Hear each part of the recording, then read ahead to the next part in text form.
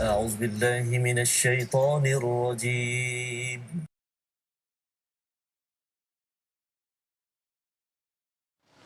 أعوذ بالله من الشيطان الرجيم. بسم الله الرحمن الرحيم. الحمد لله رب العالمين. الرحمن الرحيم. مالك يوم الدين. إياك نعبد وإياك نستعين. اهدنا الصراط المستقيم. صراط الذين أنعمت عليهم غير المغضوب عليهم ولا الضالين.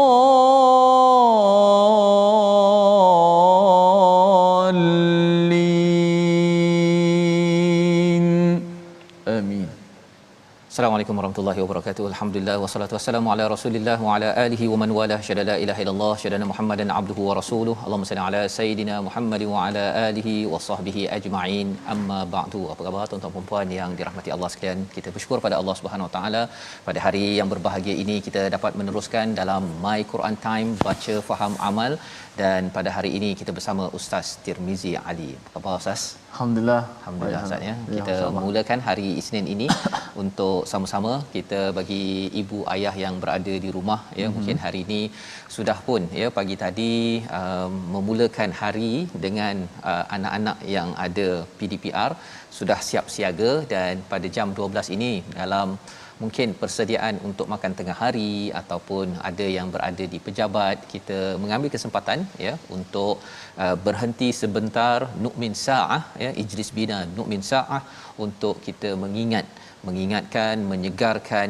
iman kita bersama dengan Al-Quran. Dan hari ini kita berada pada juz yang ke-13, surah yang ke-14, surah Ibrahim ya, surah yang amat penuh dengan panduan untuk kita memaknai kepentingan Al-Quran, bagaimana perjuangan Al-Quran. Quran ni bukan sekadar dibaca tetapi untuk diperjuangkan dalam diri kita, dalam masyarakat, dan inilah yang kita akan lihat bermula daripada ayat yang pertama. Mari kita sama saksikan kepada sinopsis bagi halaman 255. Bermula daripada ayat yang pertama, apakah kandungannya? Ia bercerita tentang Al-Quran ya, tentang tujuan penurunan Al-Quran, celaan terhadap orang kafir, dan penjelasan bahawa Rasul datang dengan bahasa kaumnya.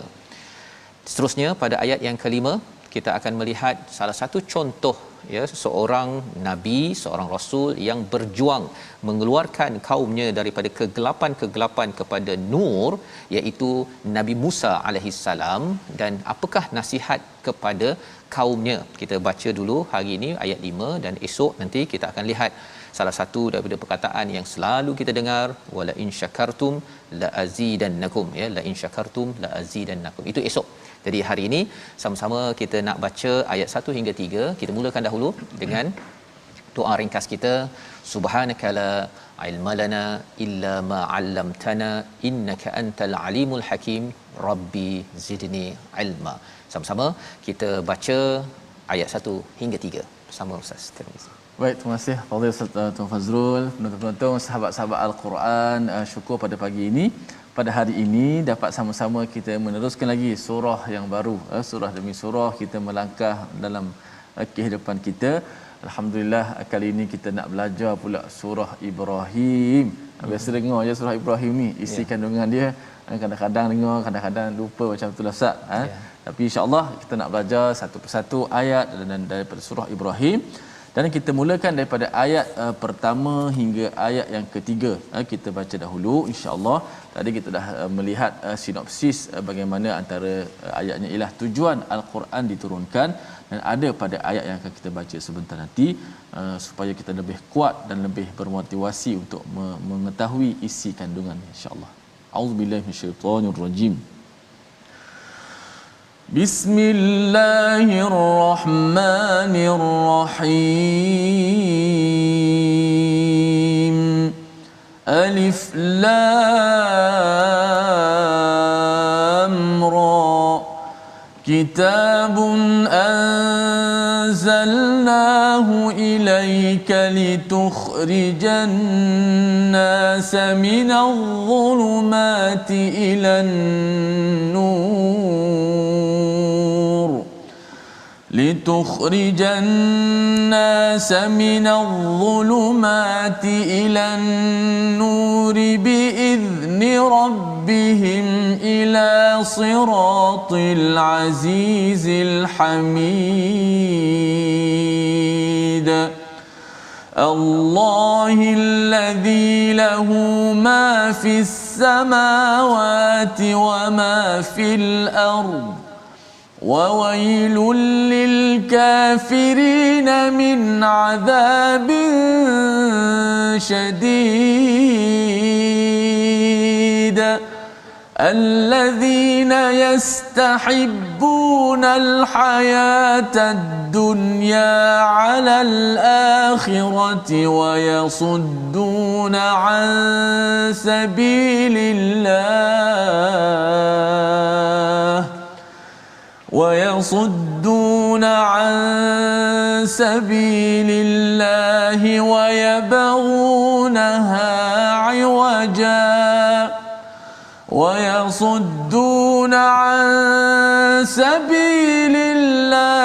ويبغونها عوجا أولئك في ضلال بعيد صدق الله العظيم. Surah Al-Azim, gitulah 3 ayat bermula daripada surah Ibrahim pada hari ini, surah Makkiyah yang mempunyai 52 ayat. Surah Makkiyah ini sebagaimana yang kita bincang sebelum ini juga Ustaz ya, surah Ar-Ra'du juga surah Makkiyah yang menceritakan tentang keimanan ya, memberi motivasi kepada Nabi Muhammad sallallahu alaihi wasallam dan juga para sahabat yang berjuang di Mekah, dan juga untuk kita ya, sama ada kita ni di Mekah ya ataupun di Malaysia, tetapi poinnya ialah untuk melonjakkan keimanan dalam diri kita ya. 2/3 daripada al-Quran ini penuh dengan surah-surah makkiyah, ada yang panjang ya seperti surah Ibrahim ataupun ada yang pendek seperti surah An-Nas contohnya.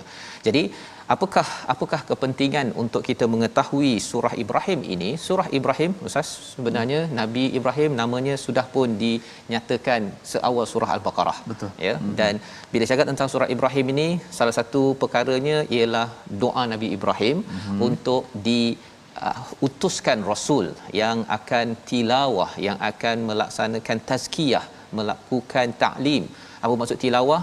Membacakan al-Quran. Kemudian apa lagi? Tazkiyah, membersihkan ya, pencemaran ataupun sesuatu yang kotor dalam diri dan juga dalam masyarakat.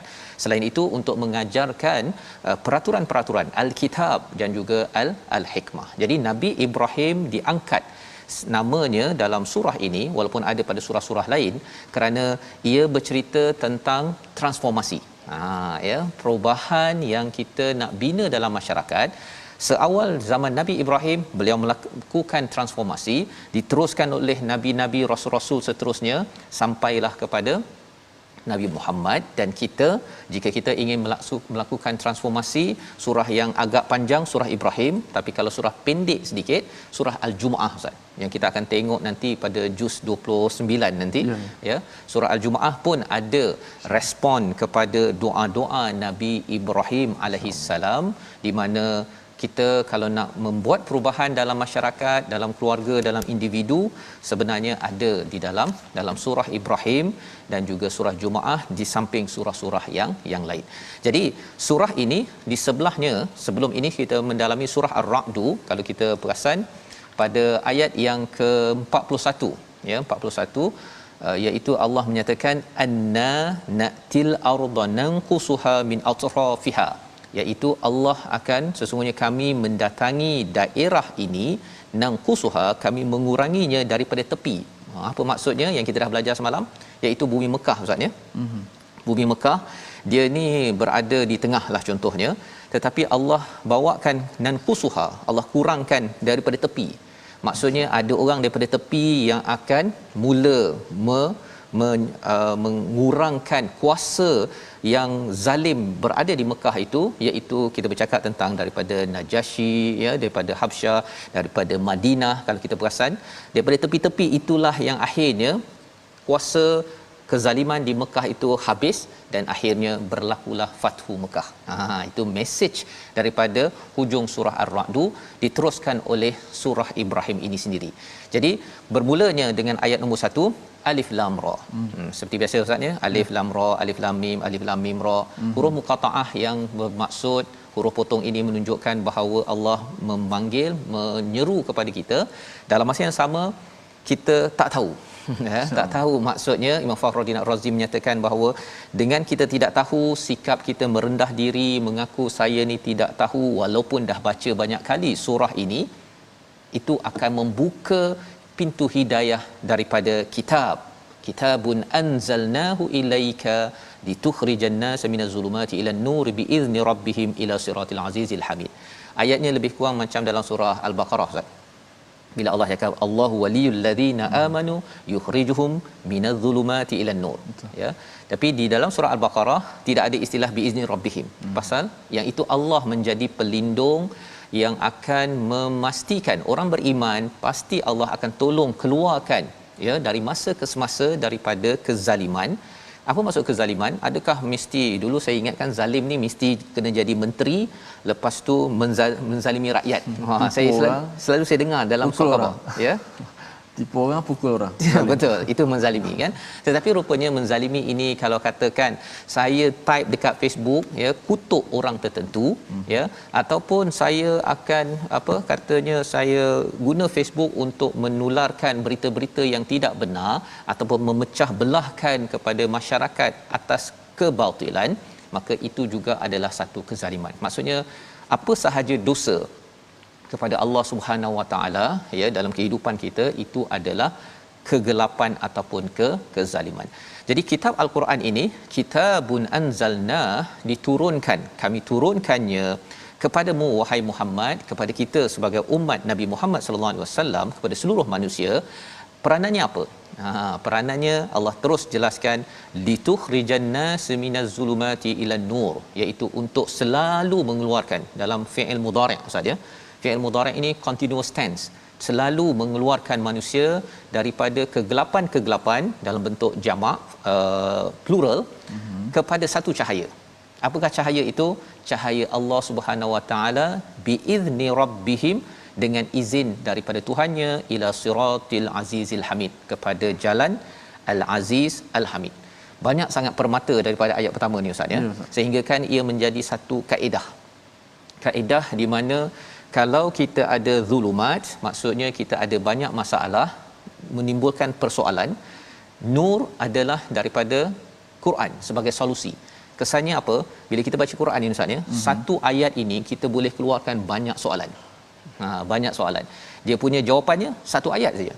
Malah sebenarnya kalau kita ambil ayat pertama surah Al-Baqarah itu, Alif Lam Mim, itu adalah penyelesaiannya. Dia punya soalannya apa?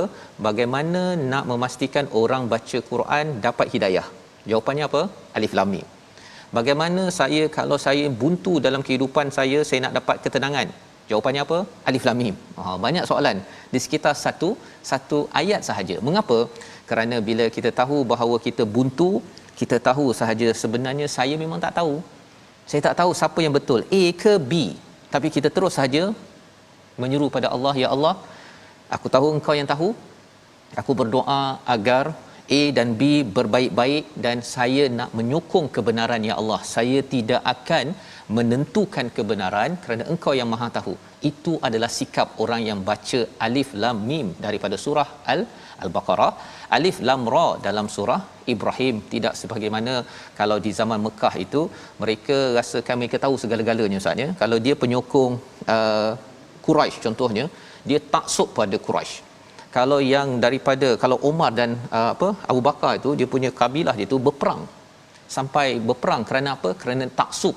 Dan perkara ini juga berlaku zaman sekarang, suka pada A sampai kita idolakan A, sampai kita rasakan A tidak ada salah.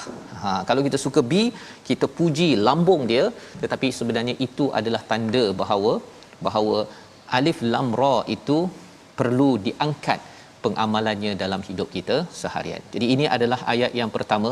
Kita nak baca balik semula Ustaz. Ayat pertama, belum lagi masuk ayat kedua ya. Ayat pertama ni banyak perkara, terutama bila Allah cakap litukhrijan nas minaz zulumati ilan nur. Kalau siapa dengan baca Quran ini, dia akan dikeluarkan, dia akan diselesaikan banyak masalah kegelapan-kegelapan dalam hidup dia dengan izin daripada Allah Subhanahu Wa Taala. Silakan Ustaz. Okey, baik. Kita nak baca balik ayat pertama, kerana situlah antara tujuan besar Al-Quran diturunkan, litukhrijan nas minadh dhulumati ilan nur, untuk mengeluarkan manusia daripada kegelapan kepada cahaya. Yang sekali lagi insya-Allah akan Ustaz Faz terangkan sebab ada Azizil Hamid di hujung tu Ustaz. Mungkin saya terang. Ustaz nak tahu tu Okey, saya pun suka juga tu. Ya, insya-Allah. Okey, kita baca ayat pertama. A'udzubillahi minasyaitonirrajim. Bismillahirrahmanirrahim. Alif lam ra.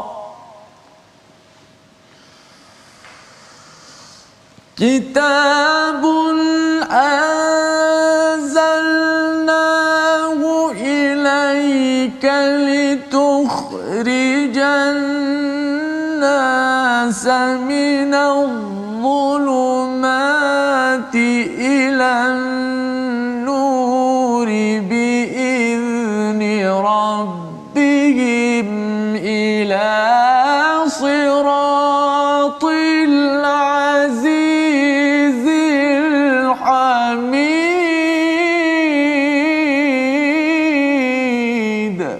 Sadaqallahul azim. Alif lam ra, ini adalah kitab yang kami turunkan kepadamu wahai Muhammad agar engkau mengeluarkan manusia daripada kegelapan kepada cahaya, terang benderang dengan izin Tuhan mereka, iaitu jalan Tuhan yang Maha Perkasa lagi Maha Terpuji. Kalau kita guna kaedah ayat nombor 1 ni Ustaz ya, kita tanya soalan, apakah yang diselesaikan oleh ayat ila siratil azizil hamid? Itu soalan kan? Itu zulumat. Ya. Jadi kita pergi pada nurnya, apakah yang diselesaikan oleh ayat ila siratil azizil hamid, iaitu dengan izin Allah, dengan berpandukan pada kitab al-Quran ini, manusia akan selesai banyak kezaliman-kezaliman. Setiap manusia akan mudah untuk terjatuh ke dalam kezaliman, tetapi kalau dia berpandukan kepada kitab, selalu dia baca dan jadikan sebagai perlembagaan. Ya, bukan sekadar Quran dibaca berkali-kali, difahami, tetapi kalau kitab itu sesuatu yang tertulis menjadi perlembagaan SOP dalam kehidupan, dalam membuat NGO, dalam menguruskan organisasi, maka ia akan membawa kita ke mana? Siratil azizil hamid. Dia macam surah Fatihah Ustaz. Ya. Ihdinas siratal mustaqim, kita minta hidayah. Hidayah ke mana? Ihdinas siratal mustaqim, jadi siratil azizil hamid. Di sini Allah letakkan istilah al-azizil hamid. Sebenarnya kita nak berada di atas jalan yang benar ini tuan-tuan hanya dengan izin al-aziz. Hanya dengan izin al-aziz. Kita ni tak mampu untuk berada di atas jalan yang lurus tersebut. Tak mampu, ya. Jadi dengan kuasa Allah, maka kita dapat berada di atas jalan yang lurus. Itu sebabnya Al-Aziz ni ada kaitan dengan berkuasa, macam penguat kuasa. Kalau kita ikut peraturan, maka penguat kuasa tidak akan kacau kita, takkan saman kita, ya kan? Tetapi kalau kita tak bayar parking contohnya, penguat kuasa akan keluarkan saman. Kalau kita ikut kitabun, perlembagaan yang Allah turunkan, Al-Aziz bukan sekadar tak kacau, malah menolong kita berada di atas jalan yang lurus. Ya, pasal kita jaga satu namanya perlembagaan Quran, maka Al-Aziz akan jaga kita, pimpin kita jalan yang lurus sampai kepada syurga. Dan yang keduanya apa tuan-tuan? Dalam masa yang sama, kita tidak akan dihina. Ada orang kata kalau ikut Quran, kalau saya baik sangat nanti saya dikecam. Sebenarnya yang akan dikecam apabila orang itu meninggalkan Al-Quran. meninggalkan al-Quran. Terutama pada waktu di Mekah itu ialah Nabi sallallahu alaihi wasallam dipandang hina. Ya, pengikut-pengikutnya dipandang hina, orang-orang miskin. Tetapi sebenarnya pegang pada al-Quran, tuan-tuan sekalian, ia akan menyebabkan kita dipuji. Siapa yang memujinya? Kerana Allah Al-Hamid yang akan mengangkat nama kita di sisi para malaikat. Bila nama kita diingati, maka itulah yang menyebabkan kita mampu untuk dipuji dan tidak dikecam. Kita dah belajar daripada surah Yusuf tentang Nabi Yusuf dipuji kerana beliau memegang kepada wahyu Allah Subhanahu Wa Taala. Ayat yang kedua, Allah nyatakan Allah lah yang mempunyai, ya, Allah yang memiliki segala yang ada di langit dan apa yang ada di bumi. Celakalah bagi orang yang ingkar kepada Tuhan kerana ditimpa azab siksaan yang sangat berat. Jadi Allah menjelaskan kepada kita realiti bahawa Allah Al-Aziz Al-Hamid yang dipuji itu, mengapa dipuji? Mengapa? Apa bukti bahawa Allah ini Al-Aziz? Kerana Allah lah yang memiliki segala yang di langit dan di bumi. Kita nampak matahari, kita nampak bulan, kita nampak bahawa Allah ini Al-Aziz. Bila kita tengok pada Allah menguruskan matahari, bulan, segala-galanya udara kita ini, kita tahu bahawa Allah lah yang layak dipuji. Setiap hari kita puji Alhamdulillahi Rabbil Alamin. Ini bagi orang yang nampak nur. Tapi orang yang dalam kegelapan, dia rasakan bahawa saya kufur, saya tak kisah, saya tumpang langit Allah, tapi saya tak nak menyeru ataupun menyembah kepada Allah Subhanahu Wa Taala. Jadi kita akan tengok macam mana proses tarbiyah dakwah daripada nabi-nabi, Nabi Ibrahim, Nabi Musa, Nabi Muhammad.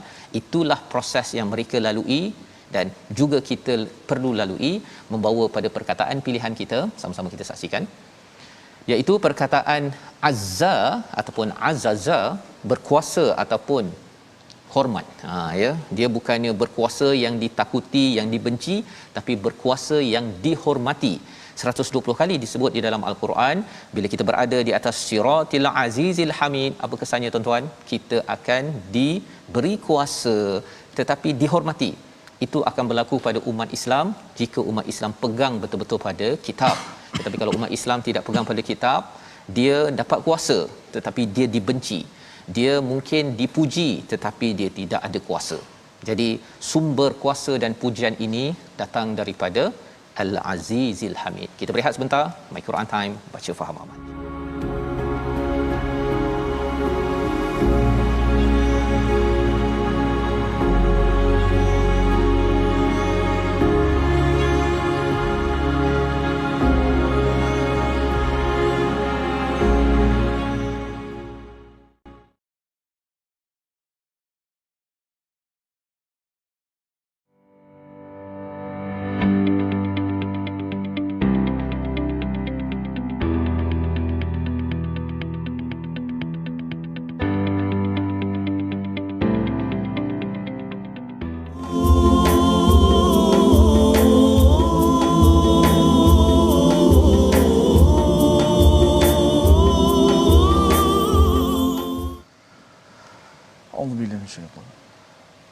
وَإِذْ قَالَ إِبْرَاهِيمُ رَبِّ اجْعَلْ هَذَا الْبَلَدَ آمِنًا وَاجْنُبْنِي وَبَنِيَّ أَن نَّعْبُدَ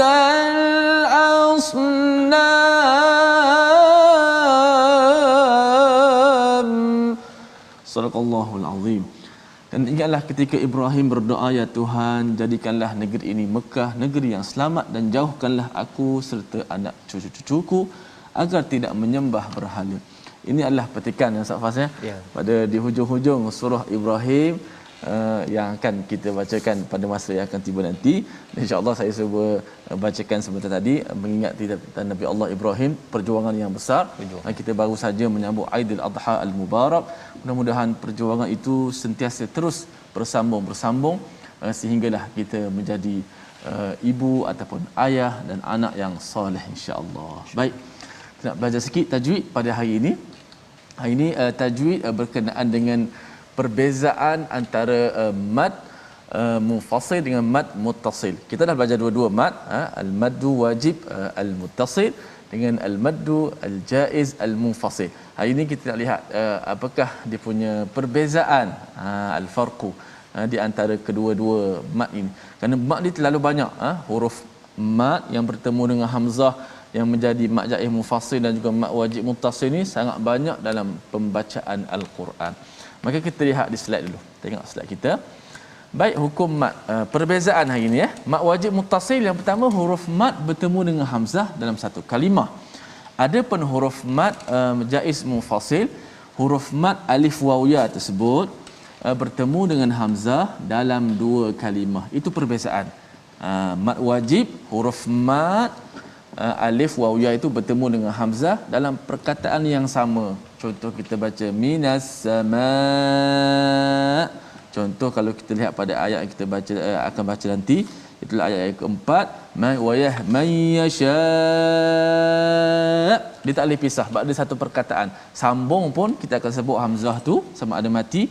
Kalau kita wakaf, kita matikan, hamzah itu tetap disebut. Itu masuk mad wajib muttasil. Dia bersambung huruf mad dengan hamzah. Mad jaiz munfasil, huruf mad bertemu hamzah dalam dua kalimah. Maknanya huruf mad itu berada di hujung kalimah yang pertama, kemudian hamzah berada di awal kalimah yang kedua. Perbezaan seterusnya, mad wajib muttasil berlaku ketika wasal dan juga waqaf. Kita baca sambung ke ataupun kita nak waqafnya, tetap dibaca dengan mad wajib muttasil, dibaca dengan kadar panjang. Lebih pada dua lah maksud dia panjang tu. Okey. Adapun mad jaiz munfasil berlaku ketika wasal saja. Sebab dia dalam dua kalimah kan, dalam dua kalimah. Kalau kita wakaf maka tak jadilah mad jaiz munfasil. Contoh kita baca qalu ya qalu inna, maka lu tu dipanjangkan sebab kita sambung. Adapun kalau kita berhenti pada qalu, kita mesti baca dua harakat, kembali kepada asal, mad asli semula. Okey, itu perbezaannya. Okey, yang ketiga, mad wajib muttasil dibaca dengan 4 dan 5 harakat, dan mad jaiz munfasil juga dibaca 4 dan 5 harakat. Dua-dua sama. Kalau boleh di hujung ni saya tambah sedikit, dipanggil taswiyatul mad, kesamarataan mad. Kalau boleh dalam Quran bila kita baca yang ada mad wajib ke mad jaiz, kita sama ratakan. Kalau kita pilih nak baca 4 pada permulaan mad jaiz munfasil, nanti bila jumpa mad jaiz atau jumpa mad wajib muttasil, kita juga baca dengan 4. Jangan kita baca sini 4 kadang 5, ini 4 kadang 5. Biar sama rata. Okey, wallahu a'lam. Baik, terima kasih ucapkan pada Ustaz Tirmizi untuk berkongsi tentang mad. Sebentar tadi Ustaz ada yang muttasil, ada munfasil. Jadi kita terus hari-hari sebelum ini pun sudah kita ikuti. Harapnya itu akan menjelaskan Ustaz menjelaskan lagi apa yang cara kita membaca, dan penting sebenarnya Ustaz nanti kita tengok pada ayat keempat bila Allah cakap tentang bilisani qaumihi liyubayyina lahum, dalam surah Yusuf pun Allah cakap tentang Quran diturunkan Quranan Arabiyya. Sebenarnya dia memberi cara fikir sebenarnya kepada kita semua. Bila kita mula baca dengan tepat, kemudian kita baca dengan kefahaman bahasa Arab Al-Quran, apa jadi? Dia punya world view, cara pandang kita kepada dunia berbeza. Itu yang dikomentar kalau tuan-tuan mengkaji tentang ilmu psikolinguistik, psikologi pada bahasa, yang kita akan tengok sebentar lagi. Jadi sebentar tadi kita sudah pun membaca ayat 1 hingga 3, dan ayat yang kedua Allah hujungkan wawailul lil kafirin min azabin syadid, iaitu sesaan ataupun celaka kepada ataupun tidak bertuah kepada orang yang kafir, orang yang memilih jalan kufur apabila Allah memberikan kepadanya nikmat. Salah satu nikmatnya apa? Sudah tentunya nikmat alam yang Allah uruskan ini Allah punya, tetapi masih lagi tidak bersyukur. Lebih kurang orang inilah Ustaz ada orang bagi air kepada saya lah contohnya, kemudian saya kata tak cakap terima kasih satu kan, lebih daripada itu, saya ambil air tersebut dan saya baling air tersebut ke dalam tong sampah contohnya, depan orang tersebut. Itu tanda orang yang tidak bersyukur, tidak berterima kasih. Jadi orang-orang yang kufur, Allah nyatakan sini, dah dapat oksigen, dah dapat macam-macam di atas muka bumi ini, tapi dia pergi baling dalam tong sampah, tidak gunakan akal untuk apa? Untuk mensyukuri kepada Allah Subhanahu Wa Taala dengan solat, dengan melaksanakan segala perintah yang Allah berikan. Jadi pada ayat yang ketiga itu buktinya apa sifat orang yang kufur ini yang mendapat azab. Yang pertama, yastahibbunal hayatad dunya 'alal akhirah. Amat suka kepada dunia melangkau daripada akhirat, mengutamakan dunia. Apa maksud dunia? Sesuatu yang dana, yang rendah, kerana nak duitnya, nak untungnya. Untung duit tak ada masalah, tetapi apabila ia tidak mengikut nur daripada Allah Subhanahu Wa Taala. Kaya memang diseru untuk kita kaya, diseru untuk kita mencari pendapatan, diseru kita untuk menikmati apa yang ada di dunia. Tetapi kalau ianya bersifat dunia, dia berbeza alam dan dunia, ustaz ya. Alam ini adalah sesuatu yang perlu kita raikan, perlu kita syukuri. Tapi kalau dunia, sesuatu yang dana, rendah. Jadi kehidupan dunia adalah kehidupan yang tahap rendah, padahal kita nak menuju kepada tahap yang lebih tinggi dengan mengamalkan nur Allah Subhanahu taala. Itu yang pertama. Yang kedua, orang yang kufur itu wayasudduna an sabilillah, menghalang daripada jalan Allah. Orang nak buat baik dihalang, ya. Kalau katakan orang itu nak berdamai dihalang, ya, lebih suka bergaduh daripada didamaikan.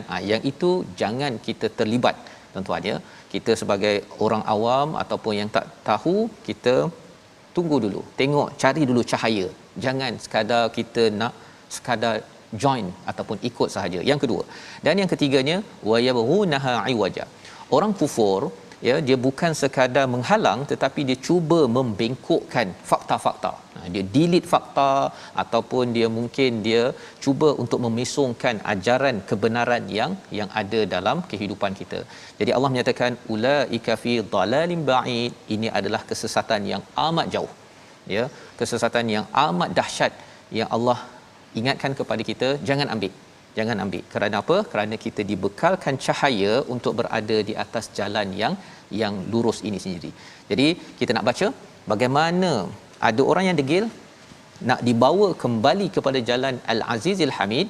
Inilah tugas Rasul dan juga tugas kita yang beriman dengan Rasul pada ayat 4 dan ayat 5. Jom kita baca.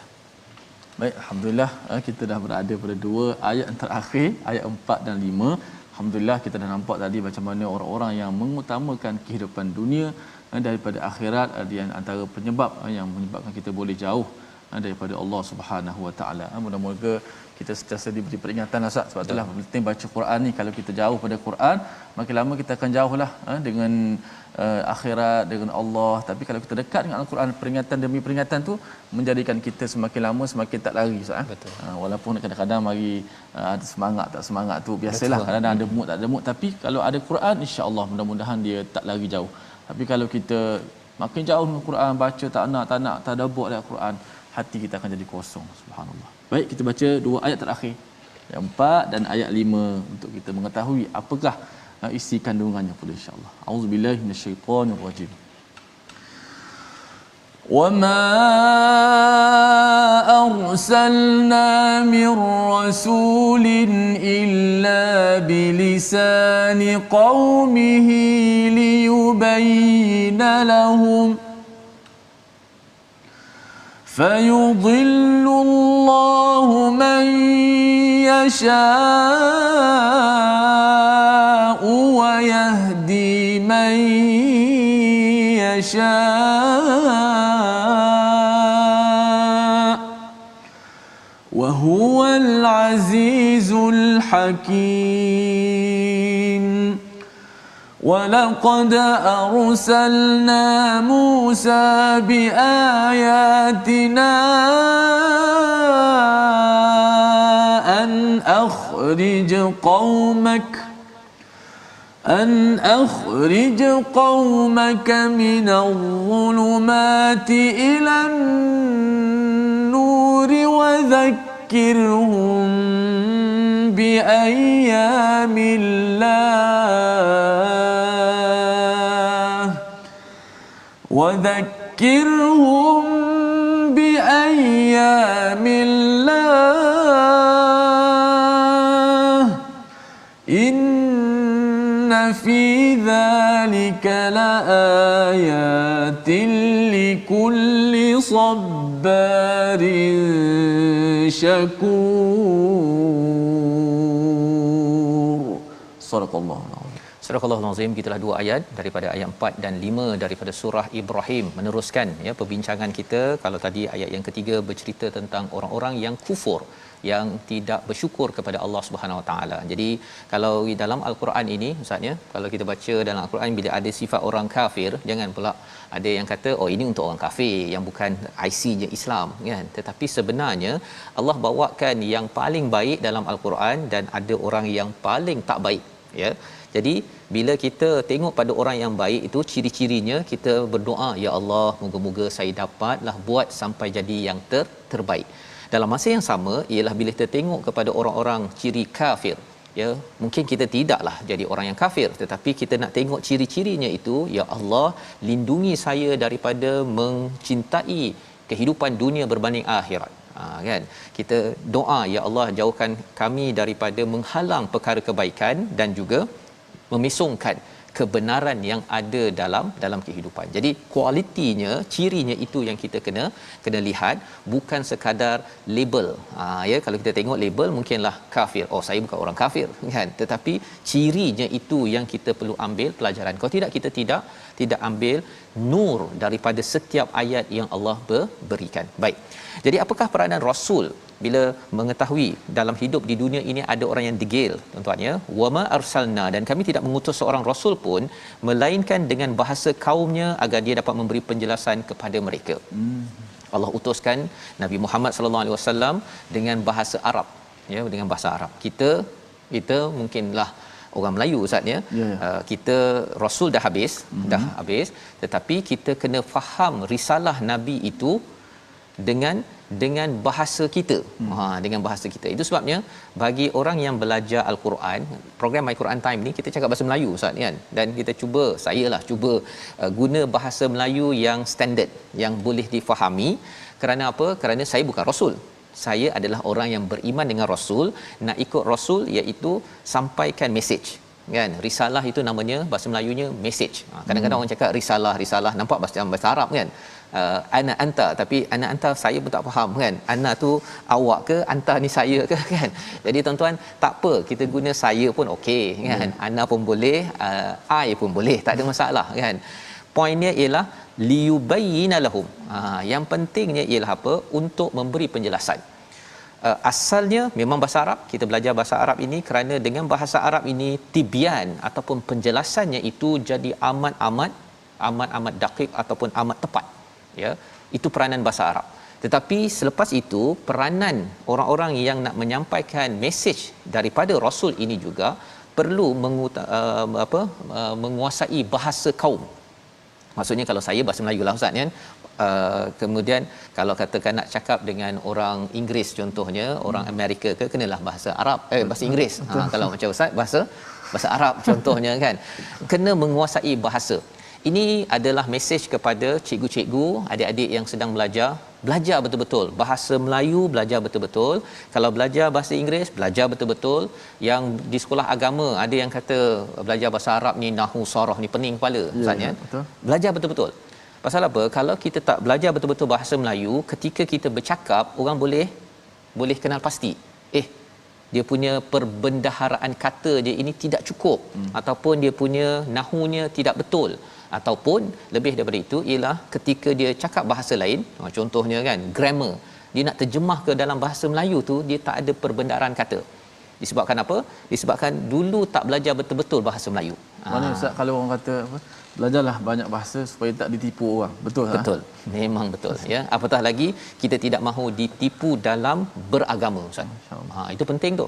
Kadang-kadang kita rasa macam kita tahu bahawa Allah beri rahmat ya, Allah sayang contohnya kan. Okey, jadi kita kena faham apa maksud sebenarnya Allah memberi rahmat.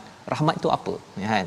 Jadi kita bila faham betul-betul itu, kita tidak akan terpesong. Dalam ayat ini Allah cakap fayudillullahu may yasha wa yahdi may yasha. Allah menyesatkan siapa yang Allah inginkan dan Allah memberi hidayah pada siapa yang Allah inginkan. Apa maksud di situ? Allah lah yang berkuasa menyesatkan, memberi hidayah. Tetapi bagi kita, peranan kita ialah kita cuba menyampaikan mesej dengan jelas, kita belajar mesej-mesej yang jelas agar akhirnya kita mendapat hidayah daripada Allah. Tapi kalau kita tak nak belajar betul-betul, kita cakap dengan orang pun faham tak faham dalam bahasa mereka, sudah tentunya mereka akan kabur dan akhirnya kita tidak mendapat bersama dengan wahwal azizul hakim. Sekali lagi ustaz ya, ada di hujung itu wahwal azizul hakim. Allah Maha Perkasa, Allah Maha Bijaksana. Kalau tadi kita dah bincang dah siratil azizil hamid.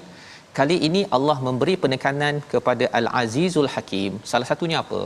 Allah lah yang berkuasa untuk menyesatkan ataupun memberi hidayah. Jadi kita jangan kata kalau saya berceramah, saya sampaikan sepatutnya orang faham. Tak. Sebenarnya Allah lah yang berkuasa. Dalam masa yang sama, kuasa Allah ini bijaksana, ya. Allah bijaksana. Jadi bila kita makin bersama dengan al-Quran, bijaksana, al-hakim ini satu bijaksana dan yang keduanya tepat, ya, penuh dengan hikmah, kita akan dapat belajar dan membuat keputusan dengan tepat bila kita bersama risalah Nabi sallallahu alaihi wasallam. Cara kita membuat keputusan lain. Orang lain masih lagi blur, tak jelas, kita sudah tahu sebenarnya saya kena ambil pendirian begini ketika berhadapan dengan konflik beberapa pihak dalam satu masa, contohnya. Dan inilah yang ditugaskan, yang dilaksanakan oleh Nabi Musa. Kita baca sekali lagi ayat nombor 5 untuk kita melihat bagaimana Nabi Musa sebagai contoh menyampaikan risalah dan kita juga sama-sama ingin mencontohi Nabi Musa. Silakan Ustaz. Baik, jom sama-sama kita membaca ayat yang kelima, muka surat yang ke-255 surah Ibrahim, insya-Allah. A'udzubillahi minasyaitanir rajim.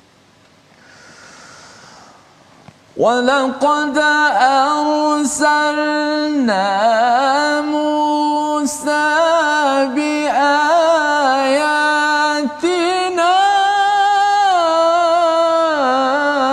أَنْ أَخْرِجْ قَوْمَكَ مِنَ الظُّلُمَاتِ إِلَى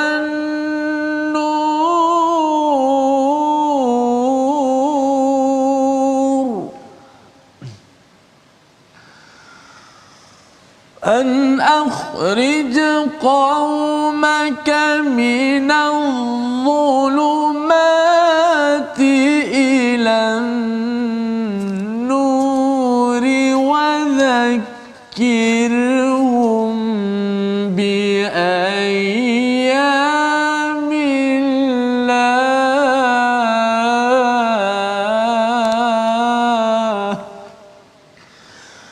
إن في ذلك لآيات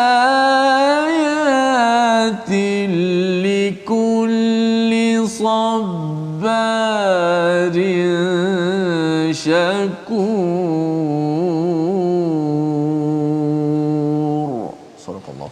Surahul Azim. Ayat yang kelima ini menjelaskan kepada kita bagaimana modus operandi, ya, bagaimana pelaksanaan dakwah Nabi Musa yang juga dilakukan oleh nabi-nabi lain. Yang pertama, bawakan ayatina, ya, bawakan mukjizat-mukjizat, kerana mukjizat ini mengeluarkan daripada kegelapan pada nur.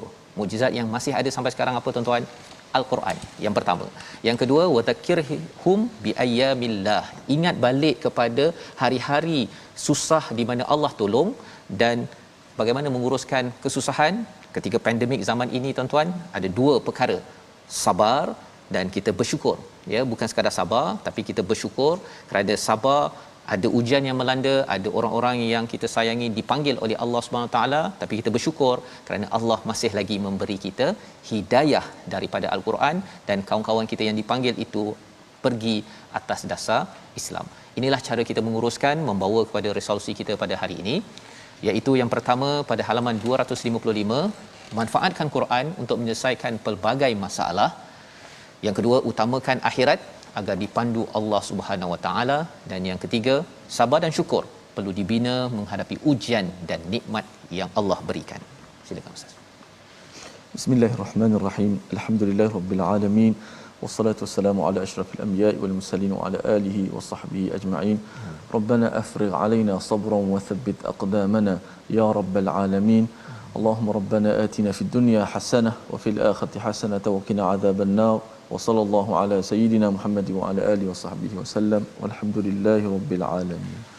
Amin ya rabbal alamin. Terima kasih diucapkan pada Ustaz Tirmizi. Moga-moga Allah kabulkan doa kita untuk kita menjadi orang yang sentiasa bersama Al-Quran, sentiasa kita flashback kepada hari Allah tolong kita dan kita sabar dan syukur. Inilah yang kita ingin sebarkan dalam masyarakat menerusi tabung gerakan Al-Quran, satu wadah untuk tuan-tuan menyumbang dan kita sama-sama sampaikan kepada masyarakat dan terus kita dapat bersama dengan Al-Quran pada setiap masa mengeluarkan daripada kegelapan menuju cahaya. InsyaAllah kita bertemu lagi pada siaran ulangan pada malam ini dan juga pagi esok.